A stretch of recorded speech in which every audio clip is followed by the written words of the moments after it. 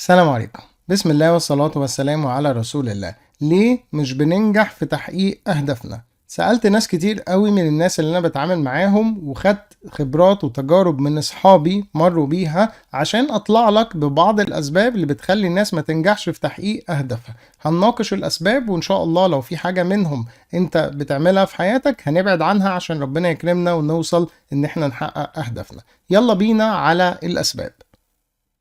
أول الأسباب اللي هنبدأ بيها هي كلمة البداية. البداية اللي هي بداية الرحلة للوصول للهدف بتاعك وتحقيقه. ناس كتير قوي ما بتبدأش. ليه ما بتبدأش؟ عشان مستنيين اللحظة المثالية أو اليوم المثالي. وأنا عايز أقولك يا صديقي إن مفيش حاجة اسمها اللحظة المثالية واليوم المثالي، ولو أنت مصمم إن المصطلح ده موجود وفي حاجة اسمها اللحظة المثالية، تبقى اللحظة دي دلوقتي حالا.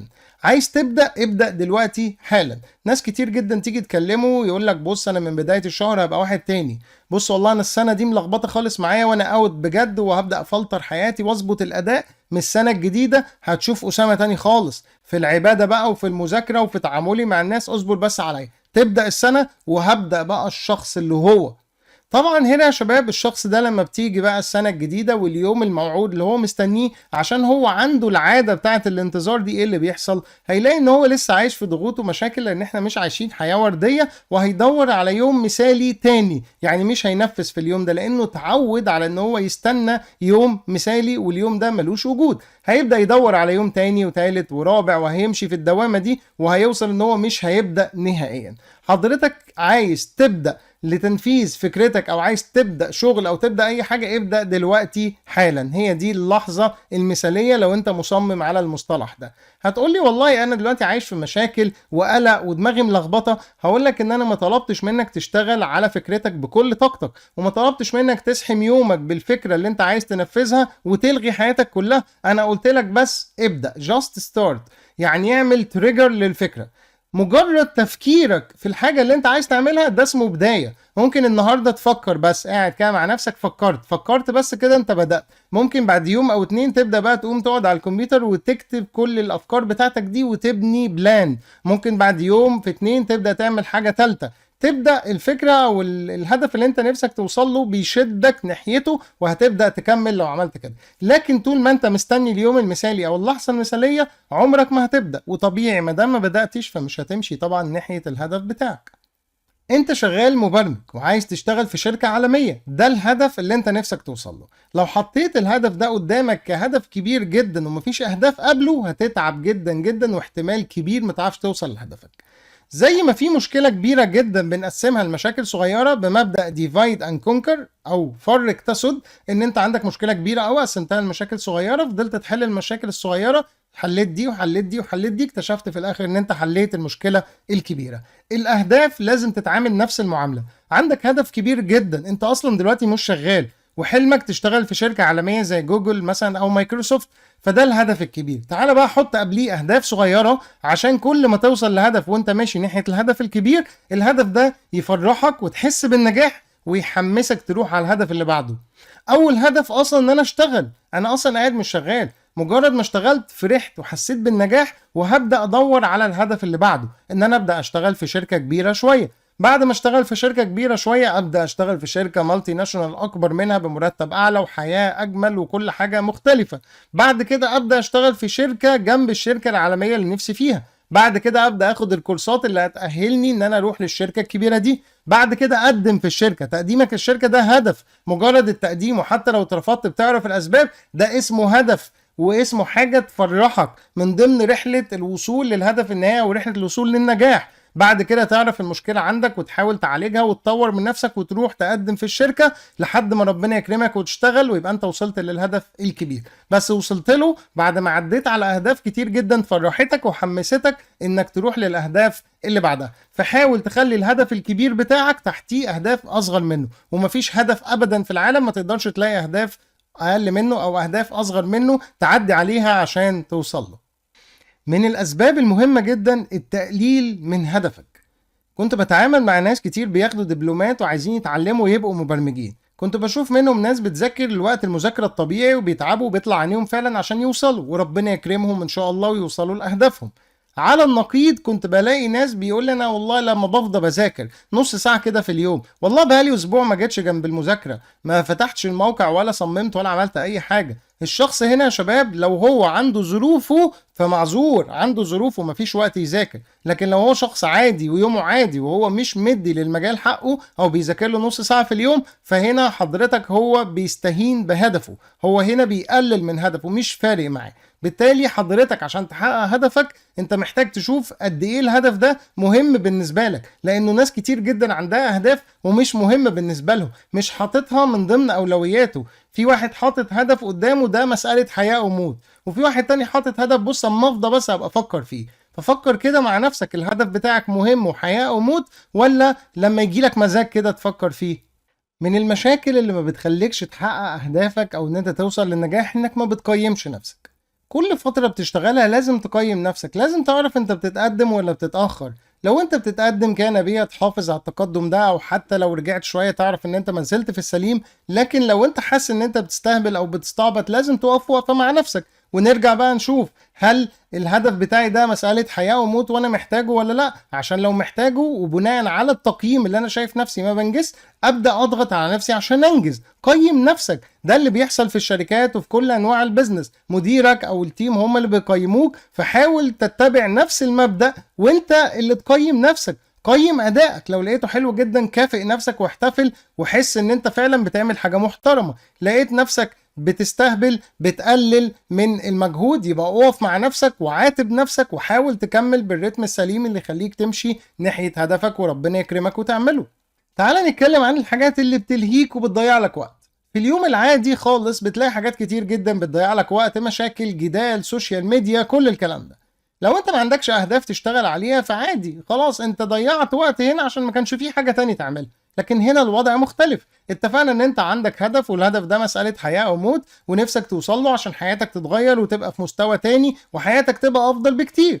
فعشان كده انا محتاج اقف وقفة مع نفسي. الحاجات اللي كانت بتلهيني زمان وانا ما عنديش مشكلة فيها دلوقتي ما ينفعش نفس الحال، دلوقتي ما ينفعش تلهيني لان انا عندي اهداف نفسي اوصل لها. فعلى حسب اهمية الهدف ده ليك هتقدر تقضي على الحاجات دي. لو فعلا حاجة بتعطلك جدا عن ان انت توصل لهدفك، لو هدفك ده مسألة حياة او موت فعلا وانت واخد الموضوع بجدية، يبقى لازم تفاضل بينهم، يبقى لازم تلغي الحاجة دي. لو انا شغال على مشروعي ونفسي اوصل نعمل حاجة محترمة العالم يتكلم عنها، واكتشفت ان الفيسبوك بيضيع لي 3 ساعات في اليوم، انت هنا مين عندك اهم؟ المشروع اللي نفسك تشتغل عليه ويوصل للناس، ولا ال3 ساعات جدال ومشاكل وكلام فاضي ومجاري على الفيسبوك؟ فكر كده مع نفسك. ده حتى ده لو بقارن بحاجة مسلية وجميلة، لو بقارن بجيمز ولا كتب ولا اي هواية من هواياتك، هتبدأ تقول خليني في هدفي طيب، او نص هنا ونص هنا. لكن انا ممكن اقارن لك بحاجات فظيعة بتضيعك فعلا. فكر كده شوية هتلاقي نفسك بتقول فعلا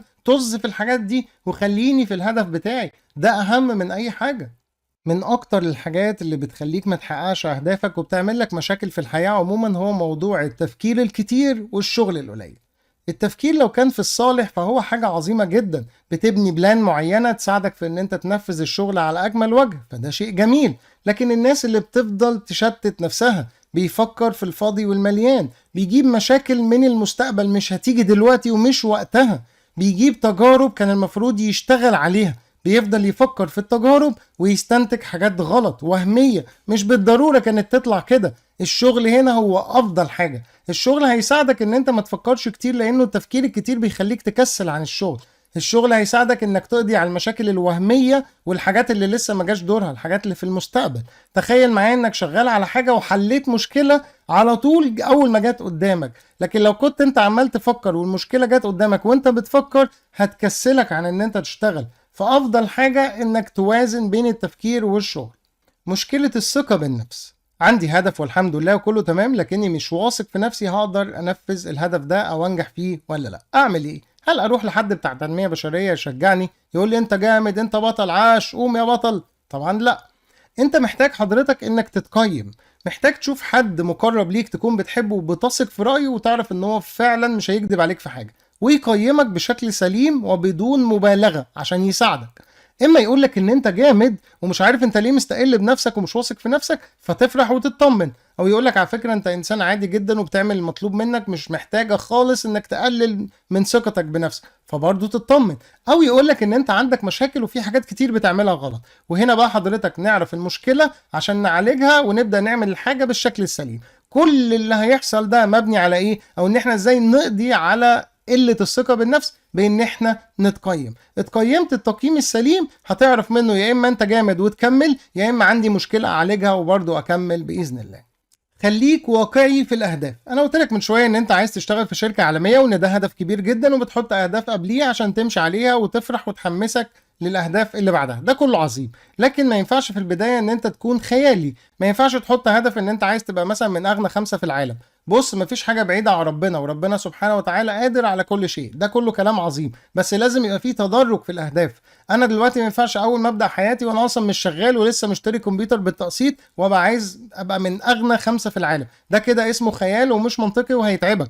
الهدف نفسه متعب جدا وخيالي، والاهداف اللي انت هتحطها قبليه كمان هتبقى خياليه زيه. بالتالي انا ممكن هدفي ان انا اشتغل في شركه عالميه وخدت سنين وربنا كرمني واشتغلت في الشركه، بعدها ربنا كرمني بفلوس كتير اقدر ان انا افتح شركه لنفسي. وانت بتفتح شركه لنفسك من هنا بدات الانطلاقه لهدف بقى كبير. مش شرط برضو اغنى 5 في العالم، بس هدف بقى اكبر من اللي كان نفسي فيه. كان اقصى حلمي اشتغل في شركه عالميه، جايز بقى عندي دلوقتي شركه بتنافس الشركه دي مثلا. يعني ساعتها بقى انا مش بتكلم عن ان انت تنافس جوجل، يعني بكلمك انت تنافس شركه كان نفسك تشتغل فيها. فدلوقتي بقى انا بحط اهداف اعلى. احط اهداف ان انا يبقى الشركه بتاعتي فيها 50 موظف، من 50 موظف انطلق يبقى عندي شركه تانية وثالثه ورابعه. هنا الاهداف بتبدا تتدرج معاك ومش هتعقدك لانها مش خياليه. الهدف يا صديقي لازم يكون مرتبط بحياتك، بالحاجة اللي انت بتعملها في حياتك. قلت لك من شوية ان في ناس بتوجهك ناحية هدف معين، انت هنا لسه ما اتعلمتش حاجة وحد وجهك لحاجة معينة. لكن انا هنا بكلمك عن شخص اتعلم مجال معين. انا مثلا شغال في مجال البرمجة، يبقى الهدف بتاعي لازم يبقى متعلق بالبرمجة عشان دي حاجة اللي انا بشتغلها وبتعلمها يوميا، فالوصول للهدف بإذن الله هيبقى سهل. لكن حضرتك ما تحطش لنفسك هدف بعيد جدا وفي مجال غير مجالك خالص. ما تقولش ان انا نفسي ابقى من اعظم 10 لاعبين شطرنج في العالم وعايز امشي ناحية الهدف ده مش مجالك. ممكن تكون حاجة جانبية انت بتتعلمها، وده اتكلمنا عنه في فيديو كامل لما قلنا على الشخص اللي نفسه يبقى بطل في كل حاجة، عايز يبقى من اعظم 10 مبرمجين في العالم واعظم 10 لعيبة شطرنج في العالم، او بطل العالم في الشطرنج وبطل العالم في البرمجة وحل المشكلات، وده مش منطقي. فعشان تساعد في انك توصل لهدفك يفضل ان هو يكون في مجال عملك والحاجات اللي انت بتتعلمها عشان توصل له بسرعة بإذن الله. أهم حاجة في موضوع الأهداف وأهم حاجة في الحياة عموما هو موضوع الوقت. لازم تحط لنفسك إطار زمني، وقت معين عنده توصل للهدف بتاعك. طبعا مش بإيدينا الكلام ده، لكن تحديد الوقت في بعض الحالات بيخليك تاخد الموضوع بجدية وتشتغل. يعني في المثال اللي احنا اديناه بتاع الشركة مثلا، انا كتبت ان انا في خلال سنة لازم اشتغل في شركة. والله الموضوع ده ارزاق، يعني الموضوع ده ارزاق ربنا اللي بيرزق، مش انا اللي بحدد بعد قد ايه هشتغل. لكن الوقت هنا في موضوع ان انت نفسك تشتغل في شركة يخليك تشتغل بجدية وتشوف الشركات دي بتطلب ايه وتشتغل عليه وتشتغل على نفسك جامد جدا عشان انت حاطط ديدلاين لنفسك. فهنا حضرتك فعلا هتقدر قيمة الهدف وتمشي ناحيته، بعكس لما تسيب الموضوع كده يا عم 5-6 سنين ولا يهمك يا عم ومفيش حد بيجري ورانا. عشان كده بقول لك احيانا مش دايما تحديد الوقت مهم عشان انت تربط نفسك بحاجة وتربط نفسك بديدلاين يخليك تشتغل بجدية. بعض الأسئلة المهمة في نهاية الفيديو: هل يا صديقي الهدف بتاعك أو الأهداف بتاعتك مهمة؟ هل أنت اللي رسمت لنفسك الأهداف دي ولا حد تاني؟ لو أنت شايف إن الأسئلة دي غريبة، أحب أقولك إن كتير جدا من الناس موجهين ناحية أهداف معينة وموجهين ناحية مستقبل معين. هتقولي إيه ده، معقولة؟ طب ما يمكن غصب عنهم. أقول لك لأ، كتير جدا برضو من الناس قابلتهم هم اللي بيطلبوا من حد ان هو يخطط لمستقبلهم، هو اللي بيطلب من حد يرسم له اهدافه. قول لي اتعلم ايه، قول لي وانا همشي وراك. ده واحد بيطلب من حد يحدد له مستقبله هيمشي ازاي، وده اكبر غلط. الحاجة اللي موجودة على مقاسك مش بالضرورة تكون على مقاسي. لازم تسأل وتستشير 100 شخص وتجرب 100 تجربة عشان تكون معلومات او تكون قاعدة معلومات منها تقدر تبني مسار او تبني اهداف ليك. لو ما عملتش كده فممكن اي شخص يدخلك في فرصة شايف ان هي كويسة وممكن ما تكونش كويسة بالنسبة لك. مش بالضرورة ابدا يكون بيضيعك، بس الفرصة جت على مقاسه بس مش هتيجي على مقاسك. يجي واحد يقولك اتعلم مجال زي التسويق او مجال زي الشبكات والذكاء الاصطناعي مش هيقضي عليهم وانت في السليم، المبرمجين بس اللي هيختفوا، وتروح حضرتك تمشي وراه بدون تفكير ولا تجارب عشان هو قالك الكلام ده وكان نيته كويسة يا سيدي. بعد سنة 2 3 تكتشف ان المجال ده مش بتاعك ومش هيفيدك في حاجة، وتلاقي ان انت وصلت الهدف مش مفيد ليك. طب السؤال هنا، انت كده حققت اهدافك ولا لا؟ كده انت ما حققتش اهدافك. تحقيق الاهداف بيجي بالنجاح. لو انا وصلت عند مكان معين كان نفسي اوصل له ولقيت حارة سد، انا كده ما حققتش نجاح. انت وصلت المكان بس ما حققتش نجاحات. كأنك بالظبط نفسك تشتغل في شركة عالمية ووصلت ان انت رحت عند المقر بتاع الشركة، لكن انت ما اشتغلتش، رحت قلت لهم هاي كده من الشباك وروحت. هل هنا لما نيجي نقيمك نقول ان انت وصلت انك تحقق اهدافك او وصلت للنجاح بتاعك؟ هتقولي طبعا لا، انا بس وصلت عند الشركة. هي دي المشكلة. فلازم انت اللي تبني اهدافك عشان انت اللي هتبقى عارف اهميتها، وهتكون جربت 100 مرة، فبالتالي مش هتروح لحارة سد بإذن الله. فبعد ما انت تعمل الكلام ده كله، اجابة الاسئلة اللي انا سألتها لك هتكون الهدف انا اللي رسمته لنفسي، وبالنسبة لان هو مهم بالنسبة لي او لا، هو مهم بالنسبة لي. شكرا يا شباب.